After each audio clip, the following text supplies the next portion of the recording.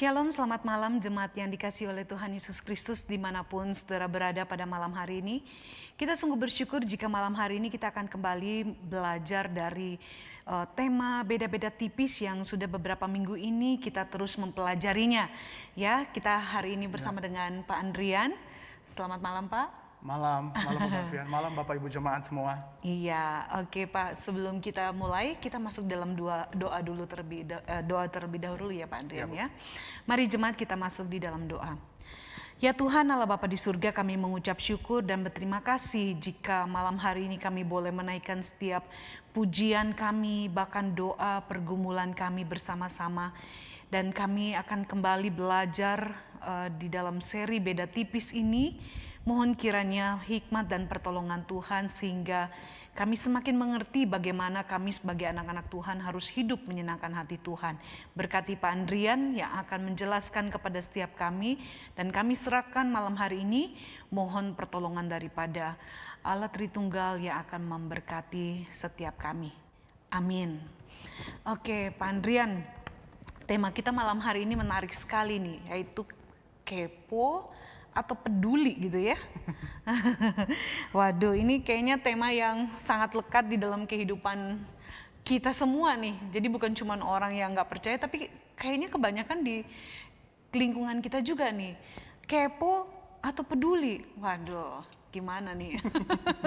Nah, untuk mengawali itu saya mau tanya nih ke Bu Malvian ya. Aduh, jangan susah-susah ya Pak Andrian ya. Nah, saya mau tanya gimana? di awal ini, kira-kira apa respon Bu Malvian atau apa yang akan terpikirkan oleh Ibu jika ada orang lain misalnya nih tahu Ibu Malvian lagi ada masalah, lagi ada pergumulan, lalu orang itu menanyakan kepada Bu Malvian, ada masalah apa Bu? Tolong cerita dong, bisa nggak saya bantu? Nah, kira-kira apa respon awal yang Ibu Malvian akan tunjukkan atau mungkin di hati timbul apa tuh? Kelihatannya saya akan lihat-lihat orang juga nih Pak Andrian. Karena saya rasa ada orang yang betul-betul memang dia peduli kepada kita sehingga dia bertanya tentang keadaan kita, tetapi kenyataannya ada banyak juga orang yang bertanya itu kayaknya sebenarnya bukan ingin memberikan perhatian khusus kepada kita, tetapi kayaknya hanya untuk mencari informasi. Kemudian kadang-kadang informasi yang kita berikan itu bisa aja dipakai sebagai satu cerita kisah kepada orang lain yang justru untuk kayak jadi bahan sindiran atau mungkin menghakimi orang lain. Kayak satu contoh nih ya Pak, saya cuma dengar dari teman saya ya. Ini sih tidak terjadi di kampus saya. Jadi teman ini cerita bahwa ada di dalam satu kampus gitu ya. Ada mungkin sekolah teologi atau apa ini, saya juga kurang ingat gitu ya. Tapi di satu kampus gitu ada asramanya. Jadi dia ceritakan ada teman-teman itu, khususnya satu teman itu yang selalu sepertinya dia itu begitu peduli, begitu perhatian kepada teman-teman di kampusnya gitu ya. Nanya kabarnya, nanya keadaannya, sedang menghadapi apa gitu ya. Tetapi ternyata orang-orang itu sudah percaya dan menceritakan tentang apa yang menjadi pergumulan, apa yang sedang mereka hadapi. Malah itu rupanya jadi bahan untuk diceritakan kepada orang lain, bahkan kayak dia laporin ke dosen gitu loh. Tentang apa yang terjadi oleh orang-orang yang ngomong ke dia ya? Iya, tentang apa yang terjadi gitu ya. Padahal kan kadang-kadang mungkin dia sendiri sedang bergumul dan dia berharap bahwa orang yang bertanya ini benar-benar peduli dan memberikan support, dukungan gitu ya. Tetapi ternyata orang itu malah justru menjadikan itu bahan untuk semua orang jadi tahu, bahkan jadi bahan laporan buat ke dosen gitu ya. Jadi ya itulah kenyataan yang dihadapi ya Pak Andrian ya. Betul-betul. Nah itu dia sih Bu. Makanya atau akhirnya nih keterbukaan di dalam sebuah relasi menjadi sulit. Nah, menjadi sulit dan membuat kita yang mungkin belum pernah diperlakukan demikian menjadi ikut was-was. Iya, benar. Kita akhirnya jadi orang tertutup karena takut untuk menceritakan, atau mungkin kita akhirnya menjauh dari komunitas karena kita tahu ada orang-orang yang memang seperti itu, yang mendengarkan cerita kita tapi dimanfaatkan untuk sesuatu yang tidak baik. Betul. Dan ngomong-ngomong nih Bu Malvian dan juga Bapak Ibu jemaat ya, sebenarnya tadi yang diceritakan oleh Bu Malvian itu masuk di dalam kategori orang yang kepo. Oh gitu ya, kepo ya. Orang yang kepo. Gimana tuh? masuk dalam kategori orang yang kepo. Yang hari ini Ya. sama-sama akan kita pelajari secara sederhana apa sih bedanya antara kepo dan peduli. Iya, Dan betul. semestinya kita sebagai orang Kristen harus yang bagaimana nih? Iya, Ya kan? benar-benar Harus sekali. yang bagaimana nih? Iya. Nah, mari kita lihat terlebih dahulu definisi yang sederhana antara kepo dan juga peduli. Oke. Saya yakin pasti Bapak Ibu mungkin secara umum pasti mengerti apa maksud kepo dan apa maksud peduli ya. Iya. Tapi mungkin saya akan membantu menjelaskan lebih. Iya. Nah, Bapak Ibu, kepo itu sebenarnya berasal dari bahasa gaul anak muda yang sudah ngetren cukup lama lah, Iya. sudah ngetren cukup lama. Dan akhirnya kepo ini dipatenkan menjadi sebuah kata atau definisi yang sah di dalam KBBI, Kamus Besar ya. oke. Nah, KBBI menerjemahkan atau mendefinisikan kepo itu adalah rasa ingin tahu. Perhatikan ya, rasa ingin tahu, tapi rasa ingin tahu yang berlebihan tentang kepentingan atau urusan orang lain. Nah, hampir mirip sebenarnya dengan arti kata penasaran. Hampir oke. mirip. Hanya saja perilaku kepo itu lebih kepada orang yang mau tahu informasi dari orang lain dengan, perhatikan ya dengannya, Oke. dengan maksud tersembunyi. Wah. Jadi lebih ada Iya, maksud nih, ada dengan maksud maksud ya. tersembunyi. Iya. Nah, saya pernah membaca satu penjelasan dari seorang ahli di dalam satu artikel. Iya. Dia bilang begini, katanya kepo itu tidak sekedar tindakan ingin mencari tahu secara berlebihan. Tidak sekedar ya. Iya. Tetapi sebuah perilaku di mana seseorang memang dengan sengaja ingin mengumpulkan informasi dari orang lain untuk dia gunakan terhadap kepentingan dia pribadi. Jadi memang ada orang-orang yang perilakunya begini. Waduh, gawat juga ya. Gawat Kalau juga ada orang yang itu begini. Dan memang akhirnya hal-hal begini tuh jadi sesuatu yang jadi sesuatu yang lumrah ya, yang orang lakukan hari ini ya. Akhirnya orang memanfaatkan orang lain yang lagi susah untuk dia dapat informasi supaya dia bisa tahu orang ini lagi apa nih. Iya, Atau dia bisa mengukur, oh berarti diri aku lebih baik. Atau enggak, akhirnya dia bisa menghakimi atau membongkar masalah-masalah orang itu. Nah, sekalipun masalah itu tidak ada kaitan dengan dirinya. Oke. Dan di satu buku nih ya, di satu buku psikologi yang saya baca, orang-orang yang kepo atau orang-orang yang begini Iya. cenderung kurang memiliki rasa empati kepada orang lain. Wah, berarti dia itu cuman sekedar punya maksud dan tujuan yang untuk kepuasan diri dia kali ya. Betul. Mungkin lebih tepat begitu ya. Dan para psikolog juga mengatakan bahwa orang-orang yang begitu cenderung kurang memiliki rasa empati, atau mungkin saya bisa tambahkan cenderung kurang memiliki rasa peduli. Karena cuma pengen tahu dong ya. Iya, cuma Nah, pengen tahu.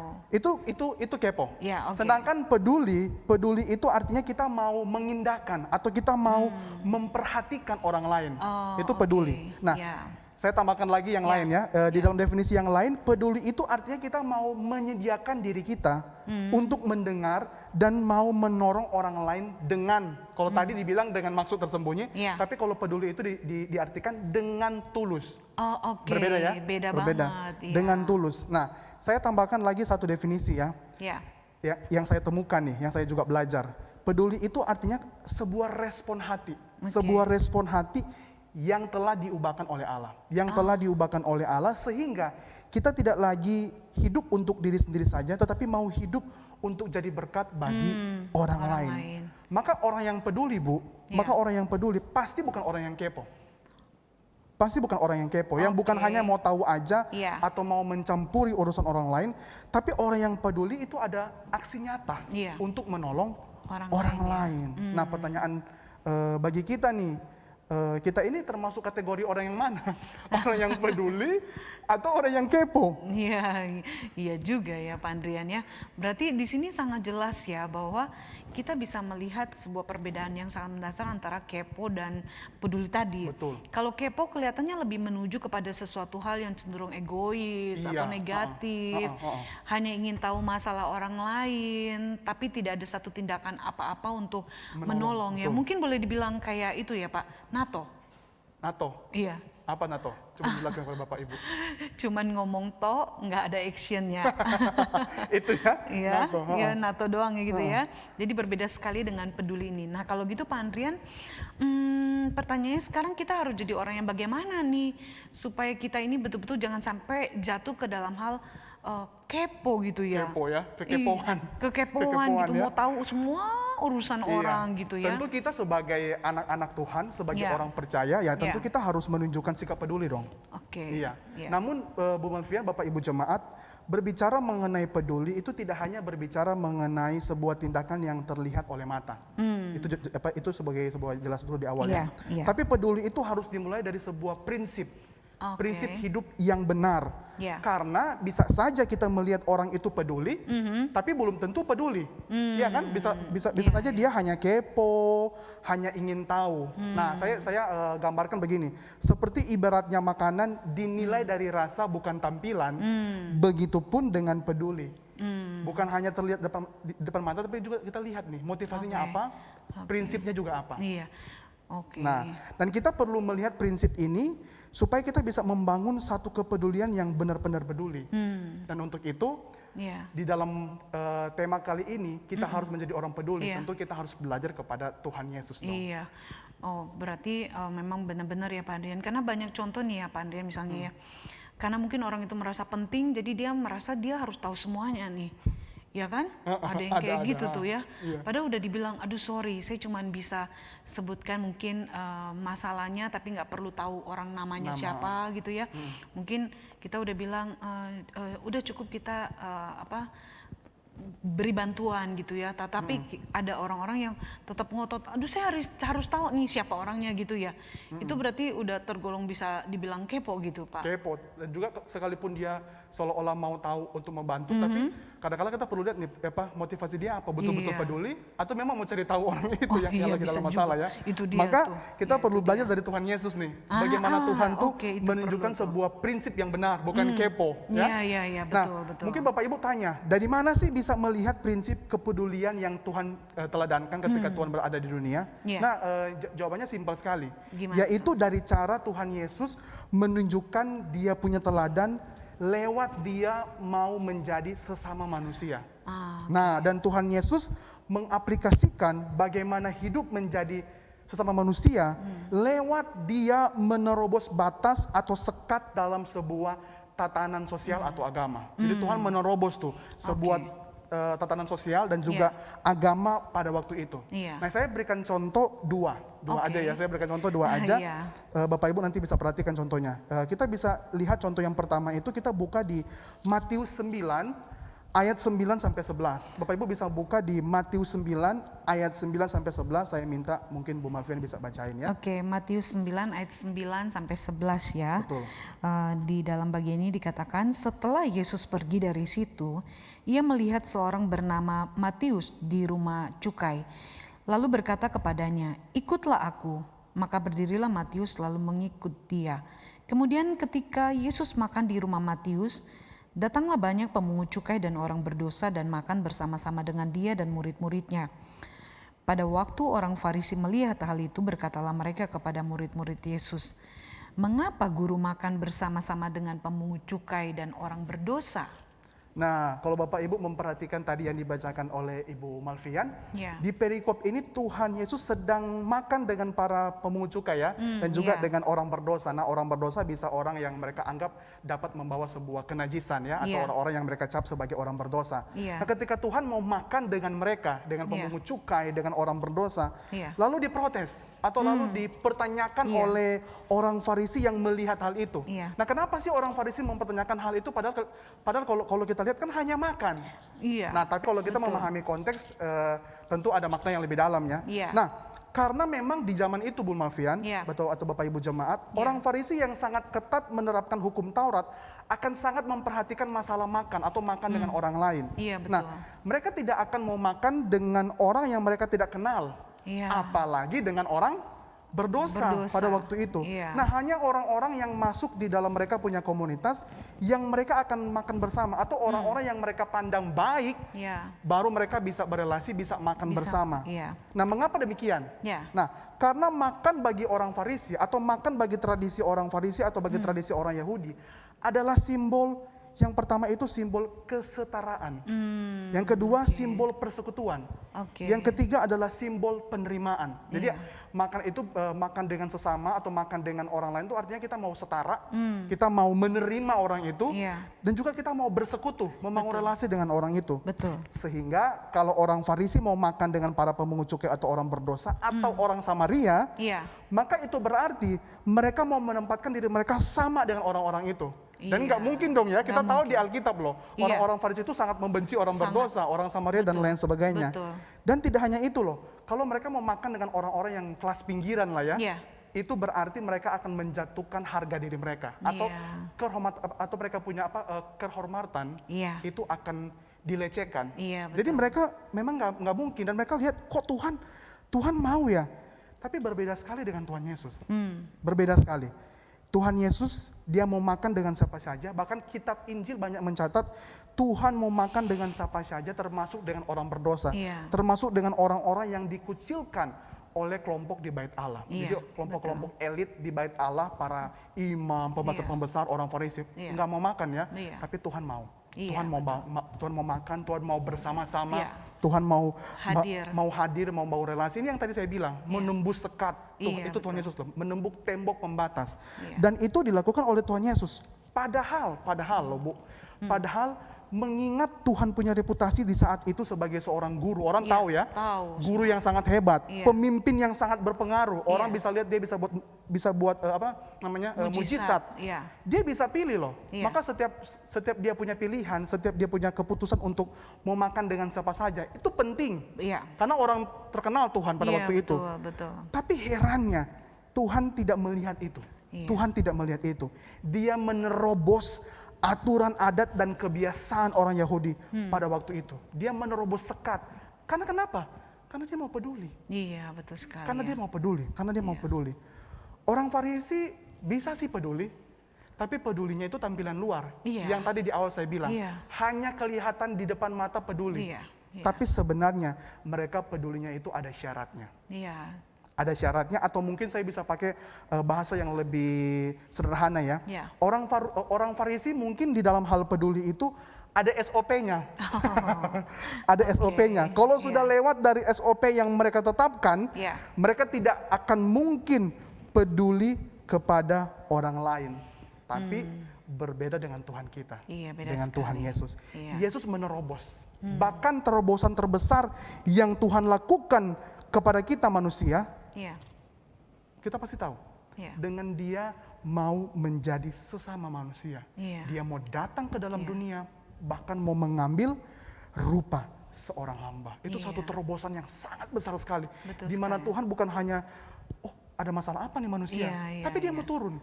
Dia mau peduli, bahkan dia mau menjadi sesama manusia, mau ketemu dengan siapa saja pada waktu itu. Dan puncaknya kita bisa melihat bagaimana Tuhan menerobos batas. Itu ketika Tuhan mempersembahkan tubuh dan darah dia menjadi korban untuk kita semua. Bagi saya, Bu Malvian, bagi Bapak Ibu jemaat. Dan Tuhan Yesus mempersembahkan tubuhnya dan darahnya itu menjadi menjadi makanan ya, perjamuan pada waktu itu. Tapi itu cuma lambang ya, lambang yang Tuhan sendiri juga katakan di Matius 26 ayat 26 sampai 28. Jadi lambang ini tubuh dan juga ini darah dia. Jadi roti dan anggur ya yang kita hari ini sering lakukan. Maka ketika kita sebenarnya mengikuti perjamuan kudus, saya tarik ke sini ya. Kita sebenarnya harus ingat bahwa ini adalah satu kepedulian yang menerobos batas dan sekat yang Yesus berani lakukan untuk saya, Bu Malvian, dan untuk Bapak Ibu jemaat. Kepedulian Yesus itu melebihi diri kita yang berdosa dan tidak layak ini. Iya dong ya. Tuhan bukan cuma mau makan bersama, tapi dia mau mengambil rupa seorang hamba dan dia mau mempersembahkan tubuh dan darah dia. Sebagai apa? Untuk kita loh. Maka dari sini aja, bahkan dari pengorbanan Tuhan yang biasanya kita peringati dengan perjamuan kudus, itu jadi sebuah momen di mana kita ingat yang tadi saya bilang, ada satu kepedulian yang menerobos batas, yang melebihi ketidaklayakan saya dan juga Bu Malvian untuk Tuhan menunjukkan kepedulian. Berbeda dengan orang Farisi. Beda banget. Peduli tapi ada batas, peduli tapi ada sekat, ada SOP, ada syarat yang mereka tentukan. Dan mereka kadang-kala kan kepo juga, cuman tahu orang itu berdosa, tapi nggak peduli lah. malah bodo amat, ngata-ngatain, Iya. menghakimi dan Iya. lain Iya. sebagainya. Iya. Maka Bapak Ibu, di malam hari ini saya mau tanya begini. Hari ini sekat dan tembok apa sih yang membuat kita tuh dibatasi? Sehingga kita tidak bisa punya prinsip untuk peduli kepada orang lain seperti yang Tuhan Yesus lakukan. Apa sih tembok atau apa sih sekat yang membuat kita tuh sulit untuk bisa peduli kepada orang lain? Bisa jadi karena tembok itu adalah sifat kepo kita. Oh. Iya kan? Oke. Untuk membuat kita susah. Oke. Atau saya mungkin bisa bertanya hal lain kepada Bapak Ibu. Bisa nggak kita peduli pada sesama kita kalau itu sudah di luar SOP yang kita tentukan? Kan saya yakin Bapak Ibu punya SOP sendiri terhadap diri sendiri. Aku nggak mau ya peduli kalau orang begini. Aku nggak mau ya mau betul. ketemu, atau aku nggak mau sama, atau aku nggak mau menerima orang yang begini. Iya, Itu SOP yang kita lakukan sendiri. Bisa nggak kita tetap peduli? Misalnya, bisa nggak kita peduli pada orang yang menjengkelkan hati kita? Nah, itu dia. Atau pada musuh-musuh kita? Ah. Atau jangan-jangan kita hanya mau kepo masalah musuh kita, hanya mau kepo masalah mereka, lalu kita bongkar supaya musuh-musuh kita malu dan kita senang. Nah, gitu kali ya. Iya. Aku nggak tahu sih. Saya berharap Bapak Ibu boleh berefleksi dari firman Tuhan hari ini. Dan yang terakhir saya mau tanya, masih bisa nggak kita peduli kalau itu di luar batas nyaman diri kita? Maksudnya kita mau peduli tapi tidak sekedar peduli hanya karena itu membuat kita nyaman. Karena Tuhan peduli di luar batas kenyamanan loh. Nah, bisa nggak kita begitu?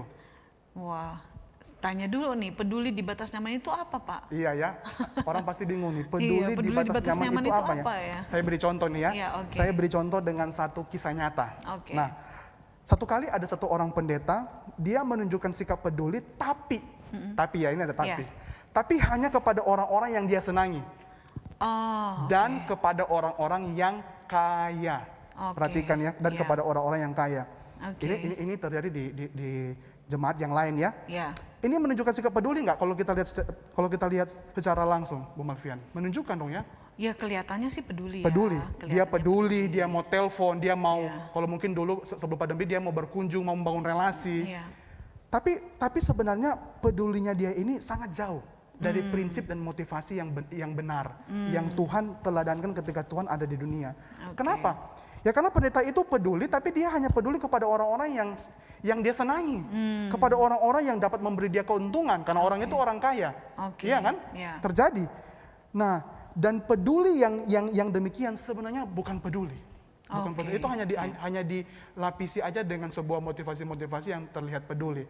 Dan Bu Malvian harus tahu, Bapak Ibu Jemaat juga harus tahu, peduli di batas nyaman itu pernah ditentang keras oleh Tuhan Yesus. Wah. Nah, di mana itu? Nah, kita bisa lihat di Lukas 14 ayat 12 sampai 14. Nah, nanti Bu Malvian bacain buat kita. Oke, saya bacakan ya.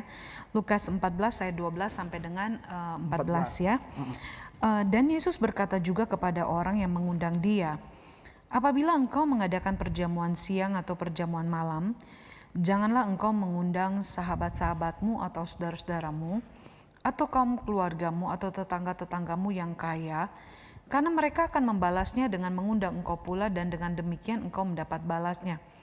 Tetapi apabila engkau mengadakan perjamuan, undanglah orang-orang miskin, orang-orang cacat, orang-orang lumpuh, dan orang buta, dan engkau akan berbahagia, karena mereka tidak mempunyai apa-apa untuk membalasnya kepadamu. Sebab engkau akan mendapat balasnya pada hari kebangkitan orang-orang benar. Nah, di situ poinnya bukan berarti Tuhan melarang orang mengundang orang kaya, enggak ya. Tapi di situ poinnya Tuhan menentang orang yang hanya mau peduli, yang hanya mau makan dengan orang-orang yang bagi mereka itu membuat mereka nyaman. Bisa dihormati, orang-orang yang selevel dengan mereka, yang orang-orang yang bagi mereka itu setara. Dapat untung lah. Betul, sama seperti hari ini prinsipnya. Ada banyak orang peduli, tapi pedulinya hanya di batas nyaman. Kayak pandemi sekarang dong ya. Gimana Misalnya contoh tuh ya, kayak sepertinya mau kasih tawarin obat-obat, misalnya orang itu jual obat atau tabung oksigen, tapi harganya cukup tinggi loh. Ya kan? Betul. Mungkin saya peduli nih, saya mau tawarin obat-obat, tapi ternyata harga yang saya berikan juga harganya cukup tinggi. Berarti memang kepeduliannya tetapi bukan benar-benar peduli yang tulus dan benar. Seperti Tuhan Yesus. Iya, seperti Tuhan Yesus, tapi hanya untuk supaya saya punya nyaman. kesempatan nih, Betul. ada apa namanya, keuntungan buat saya Betul, nih. Ya, misalnya betul, seperti betul, itu betul. ya. Dan ini contoh orang yang peduli di batas nyaman. Iya. Maka pertanyaan bagi Bapak Ibu sekali lagi, bisa nggak kita peduli itu di luar batas nyaman kita? Pak Pendeta, ini bagi saya pedulinya tidak di luar batas nyaman. Padahal apa yang Tuhan teladankan, apa yang Tuhan lakukan, sangat-sangat di luar batas nyaman dia. Termasuk yang tadi yang sudah saya ceritakan ya. Iya. Maka Bapak Ibu, saya mengajak kita, mari di contoh yang pertama ini kita boleh lihat apa yang Tuhan teladankan dan kita contohi prinsip Yesus di dalam hal peduli kepada orang lain. Iya. Nah, itu yang pertama ya. Iya. Contoh kedua, Bapak Ibu bisa sama-sama buka. Kita lihat di Matius 4 ayat 1 sampai 3. Nanti minta tolong sekali lagi Bu Malvian baca ya. Iya, baik, saya bacakan ya. Iya. Matius 4 ayat 1 sampai 3. Maka Yesus dibawa oleh Roh ke padang gurun untuk dicobai iblis. Dan setelah berpuasa 40 hari dan 40 malam akhirnya laparlah Yesus. Lalu datanglah si pencoba itu dan berkata kepadanya, "Jika engkau anak Allah, perintahkanlah supaya batu-batu ini menjadi roti." Apa maksudnya nih Pak? Nah, betul ya. Kalau bagian ini sudah umum sekali. Iya. Sudah umum, orang banyak tahu. Nah, bagian ini tuh menjelaskan bagaimana Yesus lapar setelah berpuasa selama 40 hari. Sebuah cerita yang semua orang pada tahu. Dan diperhadapkan dengan cobaan dari iblis. Untuk mengubah dari batu menjadi roti. Namun kita melihat ya, Tuhan tidak mengubah, malah Tuhan menghardik dan menyampaikan sebuah argumen yang sangat keras kepada iblis. Nah, ya. Kalau gitu pertanyaannya bisa ditarik nih ya Pak Andrian ya. Iya. Dari makna Tuhan Yesus yang tidak mau mengubah batu jadi roti terkait prinsip kepedulian. Gimana tuh? nah ya mungkin Ada kaitannya. mungkin makna yang bisa kita tarik yaitu bagaimana Yesus mau menempatkan atau mau mengidentifikasikan dirinya dengan orang-orang yang butuh dipedulikan. Kalau yang tadi Tuhan menunjukkan peduli lewat menerobos batas atau sekat, dia mau menjadi sesama manusia, mau setara, mau menerima, mau bersekutu dengan manusia siapa saja. Kalau di bagian ini tuh Tuhan mau menunjukkan bahwa dia mau menempatkan diri dia, mau mengidentifikasikan diri dia dengan orang-orang yang pada waktu itu butuh dipedulikan. Istilahnya nih Bu, Yesus mau merasakan pergumulan seperti apa yang dirasakan oleh manusia pada kebanyakan. Jadi Yesus mau mencoba bersama-sama atau mau memperlihatkan diri dia bahwa dia juga bergumul dengan orang-orang yang susah. Nah, untuk itu Bu Malvian dan juga Bapak Ibu jemaat, cobaan mengubah batu jadi roti itu bukan cuma sekedar berbicara mengenai penyalahgunaan kekuasaan. Tidak. Tetapi justru di momen itu akan menggoncang kepedulian Yesus kepada umat. Kalau Tuhan pada waktu itu merubah batu menjadi roti. Tapi kita bisa lihat ya, Alkitab menulis waktu itu Yesus sebenarnya akan gagal kalau dia akan gagal menunjukkan bahwa dia benar-benar peduli pada manusia kalau dia merubah batu menjadi roti. Tapi Alkitab dan kita tahu ya, ini punya story ya, bilang kepada kita bahwa kita bersyukur loh, kita melihat ada Tuhan Yesus yang tetap memilih untuk menahan rasa laparnya loh, selama 40 hari. Dan kita perlu tahu ya, Tuhan datang ke dalam dunia sebagai manusia yang seutuhnya, sama kayak kita. Dia memilih menahan rasa lapar selama 40 hari. Di situ sebenarnya momen di mana kita bisa melihat Yesus menahan egonya, padahal dia bisa merubah batu jadi roti untuk apa? Untuk supaya dia nggak lapar lagi dan lain sebagainya. Nah, kenapa ini terjadi? Kenapa Tuhan tidak mau mengubah? Ya karena dia mau mengidentifikasikan, dia mau menempatkan dirinya dengan orang-orang yang susah. Supaya kenapa? Supaya dia tahu rasanya bagaimana hidup menjadi seorang yang miskin, seorang yang rakyat jelata, yang pada waktu itu tuh sehari-hari bergumul untuk cari makan, tapi tidak bisa makan.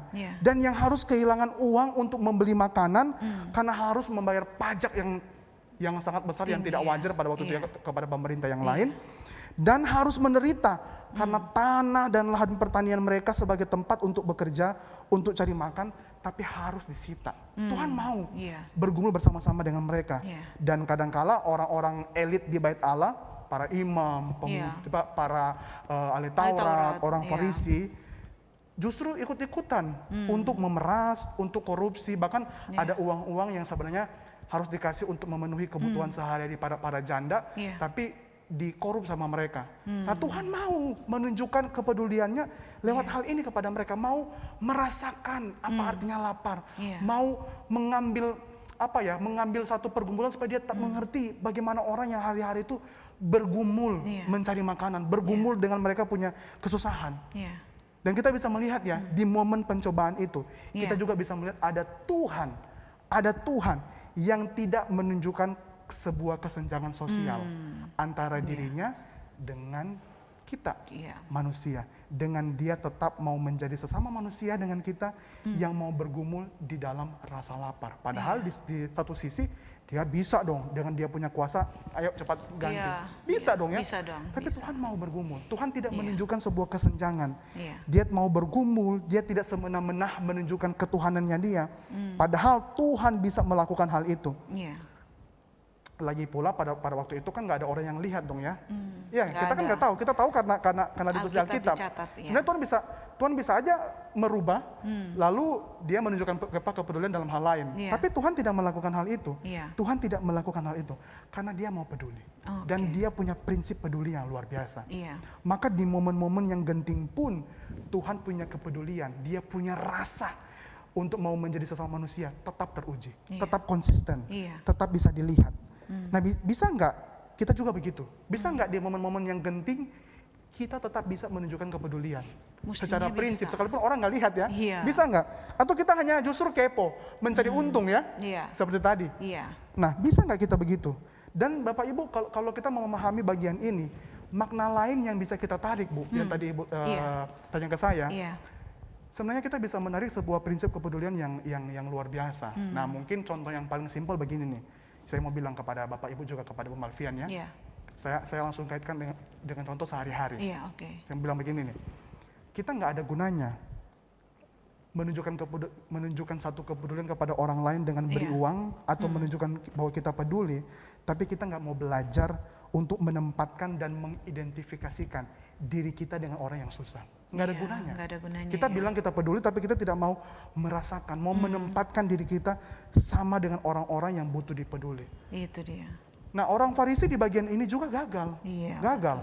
Mereka kerap kali tidak mau tahu, tidak mau belajar menempatkan diri mereka sebagai orang-orang yang susah, atau mereka tidak mau menempatkan diri mereka sebagai orang-orang yang dicap berdosa pada waktu itu. Mereka memang peduli, tapi mereka tidak mau belajar untuk bagaimana ya kalau aku tuh dicap sebagai orang berdosa. Sehingga akhirnya mereka bukannya peduli seperti Tuhan Yesus, tapi mereka apa? Karena mereka tidak mau menempatkan diri mereka dengan orang yang lain, akhirnya mereka cuma sibuk menghakimi, sibuk mengata-ngatai orang lain, dan lain sebagainya, dan lain-lain ya. Tapi mereka seolah-olah menutupinya dengan tindakan yang terlihat peduli. Nah, pertanyaan bagi kita nih, bagaimana dengan kita hari ini? Bagaimana ya? Kita perlu tanya dengan diri kita. Bagaimana dengan diri kita hari ini? Nah, Bapak Ibu, terakhir nih, saya mau bilang begini. Sebagai sebuah contoh nyata ya. Kadang-kala ada banyak orang Kristen yang di luar sana, atau jangan-jangan juga kita nih ya. Atau jangan-jangan juga kita bisa jadi suka membagi-bagikan uang, terlihat peduli. Kita mau mendoakan orang lain yang lagi susah, kita mau tanya, kita mau kasih uang, kita bahkan mau melayani. Tapi permisi tanya, bagaimana dengan kehidupan kita? Kita mau nggak menempatkan diri dengan orang yang susah? Atau jangan-jangan kita terlihat peduli, mau bantu, mau mendoakan, tapi cara hidup kita sehari-hari masih sangat-sangat mewah. Bukan berarti saya anti kemewahan ya, enggak. Tapi kita bisa melihat loh, ada orang-orang yang hidupnya mau peduli, termasuk orang Kristen ya, mau peduli, tapi hidupnya sangat-sangat mewah. Sangat-sangat mewah, hidup hedonis, cinta akan uang, mengejar kekayaan ketika bekerja, menggunakan uang semena-mena, bahkan di dalam pelayanan pun kejar uang. Apakah ini bisa dikatakan orang peduli? Mungkin kita atau mungkin orang-orang yang begini, tuh bisa melakukan pembelaan begini. Lah kan ini kan harta saya. Saya bebas dong mau beli segalanya. Saya bebas dong mau kasih ke orang lain, terus saya juga mau having fun. Saya bebas dong mau pakai uang saya. Saya bebas dong mau ngapain aja. Tapi Bapak Ibu, di malam hari ini saya balikin begini. Kalau Tuhan juga begitu. Saya bebas dong punya kuasa. Saya bebas dong, saya Tuhan yang kaya. Saya bebas dong mau mengubah batu jadi roti. Saya bebas dong mau melakukan segalanya. Bahkan Tuhan juga bisa berkata begini, saya bebas mau datang ke dunia, mau jadi apa. Iya. Bisa nggak? Bisa. Bisa sekali. Bisa banget. Bahkan selama di dunia pun Tuhan pasti bisa mampu hidup dengan sangat mewah. Pamer sana, pamer sini, pakai barang-barang mahal, hidup hedonis. Bisa sekali, Bisa Tuhan kita banget. Tuhan kaya. Iya. Bahkan Tuhan juga bisa bilang, semuanya murah banget. Bisa dong ya, karena dia Allah yang kaya. Dia yang punya. Di Mazmur Iya. di Mazmur Tuhan pernah bilang, segala isi dunia ini dia yang Dia yang punya. punya, Dia iya. bisa dengan bebas menggunakan kekayaan apapun. Tapi perhatikan, tapi mari Bapak Ibu perhatikan. Bahkan Tuhan juga bisa melakukan hal-hal yang dia anggap luar biasa untuk menolong dia ketika dia susah. Misalnya kayak tadi ya, Iya.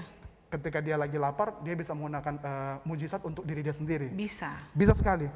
Tapi Bapak Ibu sekali lagi saya mau bilang, mari kita perhatikan. Tuhan justru tidak memilih. Tuhan tidak memilih jalan itu. Kenapa? Karena dia Allah yang mau peduli. Iya. Dan kepedulian dia bukan kepedulian yang nyata di depan mata, tapi dibangun dari motivasi, dibangun dari sebuah prinsip yang benar. Yang sekalipun bertolak belakang dengan orang pada umumnya, Iya. tapi dia lakukan itu supaya orang bisa tahu, ini prinsip yang benar loh. Iya. Dalam hal peduli, sebelum jadi kepada tindakan. Iya, betul. Tuhan memilih itu karena Tuhan peduli. Dan karena dia Allah yang mengerti apa artinya hidup melebur menjadi sesama manusia, mengerti kondisi saya, iya. mengerti kondisi Bu Malvian, mengerti kondisi Bapak Ibu, dia mau menjadi sama dengan kita dan mau bergumul bersama-sama dengan Iya. kita. Dan Allah juga ingin menunjukkan kepada kita bahwa peduli itu tidak sekedar berbicara mengenai tindakan yang terlihat loh di depan mata, yang sudah biasa dilakukan orang banyak, padahal mah itu bukan peduli. Iya. Ada embel-embel, Iya, ada maksud betul, lain, jangan-jangan betul. juga kepo, Iya. dan lain sebagainya. Tapi Tuhan mau menunjukkan kepada kita bahwa peduli itu tentang kita mau ikut masuk, menempatkan diri kita untuk memahami kesusahan sesama kita, dan kesusahan sesama kita itu jangan dipandang orang yang sama dengan kita aja ya, tapi di luar, orang yang mungkin kita anggap tidak layak kita mau peduli dan lain sebagainya. Supaya kenapa? Supaya kita merasakan kesusahan mereka. Kita tahu kondisi mereka. Iya. Dan waktu kita tahu kondisi mereka, kita tahu kesusahan mereka, kita nggak akan ada maksud untuk hanya kepo aja dan menghakimi orang itu. Tapi kita mau tolong, kita mau bantu, terlebih kita mau tuntun mereka yang lemah, Iya. supaya mereka boleh hidup dengan kasih Kristus. Iya. Itu peduli. Itu Iya. yang Tuhan Yesus ajarkan. Saya berharap Bapak Ibu bisa menangkap poin, makna dan juga prinsip yang bisa kita tarik di dalam kehidupan sehari-hari. Iya. Nah, bagaimana dengan kita? Tuhan sudah menunjukkan banyak hal buat kita. Sehingga ketika Tuhan peduli, tidak ada maksud lain ya. Dia Iya. dengan tulus mengasihi kita. Betul Karena dia sekali. mengerti kondisi orang lain. Iya. Kalau kita juga begitu, kita mau peduli orang lain, kita mau mengerti kondisi orang lain, maka kita nggak akan ada maksud untuk cari tahu, kita simpan, lalu kita bongkar nanti. Pasti nggak ada. Iya, Karena kita iya. mau peduli, mau menempatkan bahwa kasihan ya kalau orang itu kita bongkar masalahnya, kan kasihan kan? Iya, iya. Dan lain sebagainya. Iya. Saya berharap malam ini kita boleh mendapatkan berkat dari perenungan firman Tuhan tentang kita harus jadi orang peduli. Iya. Gitu sih Bu Malvian. Iya, betul ya, menarik ya. Jadi intinya kita harus menjadi orang yang benar-benar bukan hanya sekedar memiliki rasa kasihan melihat orang yang sedang Betul. bergumul, tetapi benar-benar harus ada action, tindakan. Apa yang harus kita lakukan untuk menolong orang tersebut, dan itulah peduli. Ya, kalau orang yang kepo itu hanya sekedar pengen cari tahu aja, tapi tanpa melakukan sesuatu untuk memberikan bantuan dan Betul. pertolongan gitu ya. Wah, terima kasih banyak ya Pak Andrian. Jadi kita kembali diingatkan bahwa yang Tuhan kehendaki adalah bagaimana kita memiliki kepedulian yang besar kepada orang lain. Betul. Sama seperti dengan Tuhan kita, yang karena dia peduli sehingga kita menerima anugerah keselamatan daripada Tuhan. Dan pedulinya dia tuh peduli melewat batas, sekat, Iya. dan peduli mau merasakan kesusahan orang Iya. lain. Nah itu sih. Ya, benar. Oke, Pak Andrian, kita akan tutup dalam doa. Oke, baik. Saya akan berdoa untuk kita sekalian. Mari kita masuk di dalam doa. Tuhan Yesus, kami mengucap syukur dan berterima kasih untuk bincang-bincang kami belajar firman Tuhan yang mengingatkan kepada kami bagaimana kami orang-orang yang sudah diselamatkan oleh Tuhan harus benar-benar memiliki kepedulian sama seperti dengan Tuhan Yesus. Kami peduli bukan hanya kepada orang-orang yang kami ingin kami peduli, tetapi kami harus belajar untuk peduli kepada semua orang, apapun keberadaan orang tersebut. berasal dari suku manapun dia, dalam keadaan seperti apa saja yang dialaminya, kami harus belajar untuk benar-benar memberikan kepedulian kami sebagai wujud cinta kasih kami kepada Tuhan dan sesama kami. Karena itu ya Tuhan, tolong kami ya Tuhan, bukan hanya sekedar pengen tahu, mau mencari tahu masalah orang lain, menjadi kepo, tetapi kami sekali lagi belajar untuk benar-benar ketika mendengar orang lain dalam kesulitan, mendengar orang lain dalam pergumulan, kami juga memberikan dukungan, kepedulian kami, baik itu kami mendoakan ataupun kami memberikan apa yang dapat kami berikan untuk menolong sesama kami. Terima kasih Tuhan untuk firman-Mu.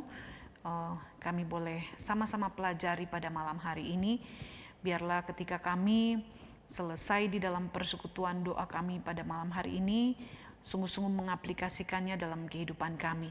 Dan kami sama-sama sungguh memohon Tuhan yang terus menjaga hati kami untuk menyenangkan hati Tuhan.